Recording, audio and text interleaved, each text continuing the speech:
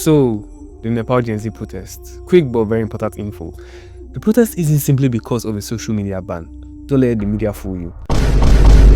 People don't just lose their lives so they can doom scroll on the internet all day. Come on, be for real. To understand what it's fully about, we have to go back in time and briefly analyze the history of Nepal, then we go on and merge the whole story so you can understand the whole context. I'm not quite sure it was that far back. Oops, my bad.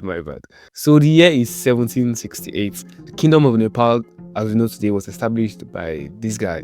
Can't really pronounce his name, so do it yourself. And now this is where things get pretty interesting.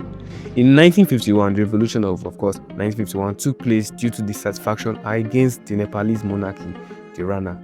At the end of the day, King Tribhuvan, who was a direct descendant of that guy, fled the country. Ultimately, the Shah family took over power. The first democratic elections were held in 1959. A prime minister was elected. However, the king, this guy, wanted to keep holding on to power and conducted a royal coup.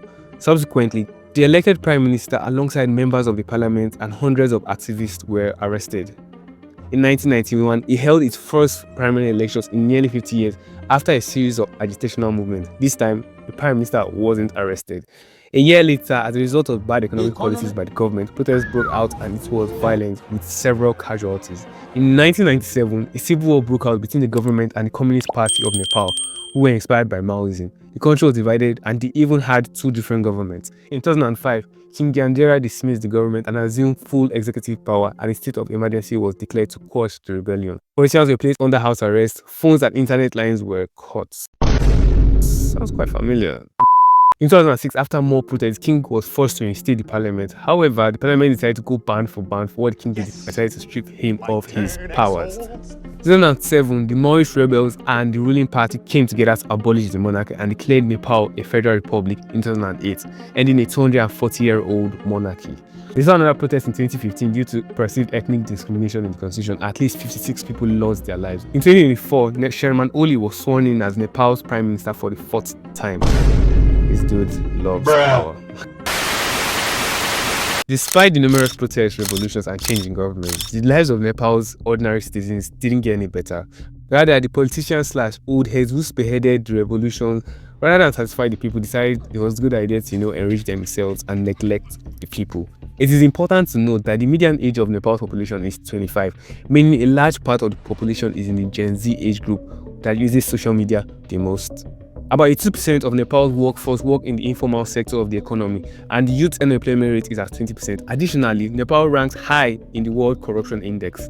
The growing open nepotism, corruption, and decay of the government further added to the frustrations of the youths. Youths began using social media platforms to engage in anti-corruption campaigns by exposing corrupt practices of government officials as well as nepotism.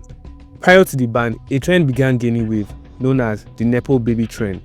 Basically, it was a trend that exposes the lavish lifestyles of government officials and their kids, how they will send their kids abroad, give them the best at the expense of the people and masses who elected them. Coincidentally, the Nepalese government decided it was a good idea to implement new regulations by banning 26 social media platforms, citing excuses or reasons such as conformity to the new Ministry of Information and Technology laws, and also to curb hate speech and misinformation. However, the Nepalese youth weren't buying that at all. As a third world country, Nepalese youths rely on these social media platforms as a means of livelihood and to run their businesses. With this taken away, coupled with government incompetence, corruption, and nepotism, the Nepalese youth had enough. So we can see it wasn't just about social media. It was a protest against corruption, oppression, suffering, and nepotism. The Gen Z protests were organized by youth participatory groups, particularly the Harmony Nepal, via Discord servers and Instagram channels.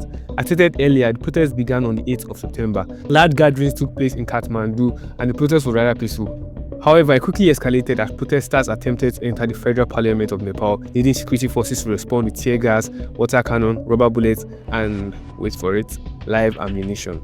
It was reported that the police not only used live fire like actual bullets, of course, but they also regularly aimed for heads and above the knees of protesters.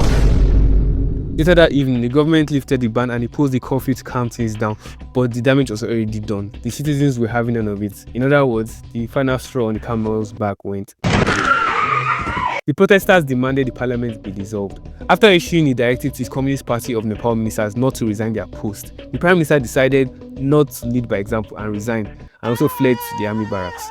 During the protest, several government buildings were set on fire. This included parts of Singap, Durban, the administrative headquarters of Nepal, president's residence, the prime minister's residence, as well as homes of various government ministers and members of parliament.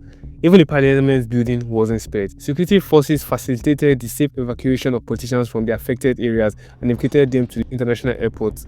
However, the protesters had other ideas, forcing the airport to go on lockdown. Other buildings burned by the protesters were the new Hilton Hotel in Kathmandu. Basically, they were burning a lot of government and private infrastructure. Several political leaders and their residents were attacked. Former Prime Minister Sheikh Dueba and his wife, the Foreign Minister Arisu Dueba, were injured while their house was set on fire. However, they were handed to the police by protesters. Deputy Prime Minister Parakash Singh's house and vehicles were set on fire, followed by the house of former President Bidya Bahadari. Other politicians and families suffered the same fate.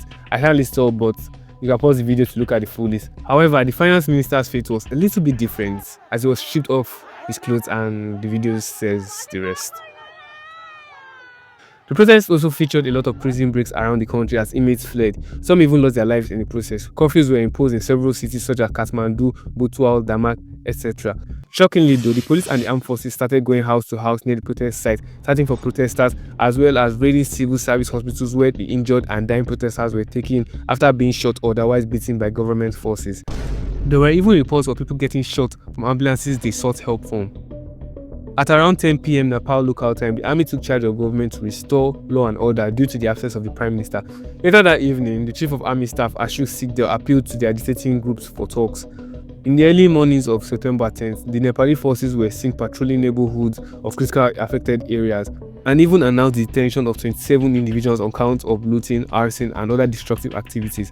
In some places, protesters continued raiding government buildings and politicians' homes through the night, with one video even showing a group of persons taking firearms from the homes. However, the pace slowed down by noon. Surprisingly though, a group of protesters started cleaning the streets near the parliament building that was set on fire the previous day. More surprisingly though, protesters held online discussions to select the new interim prime minister. Through a Discord server described as the Parliament of Nepal, Shisila Kharki, the country's former Chief Justice, known for her stance against corruption, was chosen by over 145,000 members to be the interim Prime Minister. On the 12th of September, Shisila Kharki was inaugurated as the interim Prime Minister, becoming the first ever female Prime Minister in Nepal. Subsequently, the President Pawadel dissolved the Parliament and set 5th of March as the date for the next elections. On the 13th of September, the curfew was lifted in Kathmandu area. The new Prime Minister began visiting the injured protesters in the hospitals. In the afternoon, calm was restored to the country. The death toll was 51, including 21 protesters, 9 prisoners, 3 police officers, and 18 others, with over 1,300 people injured nationwide. The protest born out of frustration and anger from the suffering the masses endured due to corruption, neglect, and nepotism by politicians who were installed by the masses. In other words, the Nepalese Gen Z decided to show the politicians where the true power resides in a democratic state. Basically, fuck around, find out. Now that you understand the Nepalese Gen Z protest, please like, share, subscribe, and also turn on the post notification bell to get notified whenever I post a new video. Bye.